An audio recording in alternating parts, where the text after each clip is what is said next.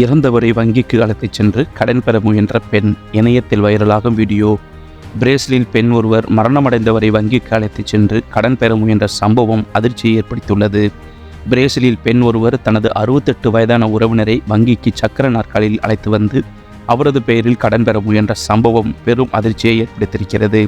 இந்நிலையில் அவர் சக்கர நாற்காலியில் வரும்போதே தலை தொங்கியிருந்தபடியால் காவல்துறையினர் விசாரணை நடத்தியுள்ளனர். இந்நிலையில் காவல்துறை நடத்திய விசாரணையில் அந்த நபர் ஏற்கனவே உயிர் இழந்துள்ளதாக தெரியவந்தது. ரியோ டி ஜெனிரியோ வங்கி ஊழியர்கள் அவசர உதவி சேவை மையத்தை தொடர்பு கொண்டு உதவிக்கு அழைத்தனர்.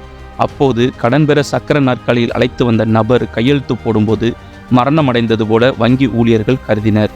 ஆனால் அவசர உதவி ஊழியர்கள் வந்து பரிசோதித்ததில் அவர் ஏற்கனவே இறந்துவிட்டதாக கூறி காவல் நிலையத்தில் புகார் அளித்தனர். உடனடியாக காவல்துறையினர் விரைந்து வந்து அப்பெண்ணை கைது செய்தனர். இறந்தவரின் பெயரில் கடன் பெற்று மோசடியில் ஈடுபட முயன்றதாக அந்த பெண் மீது குற்றச்சாட்டு பதிவு செய்யப்பட்டுள்ளது.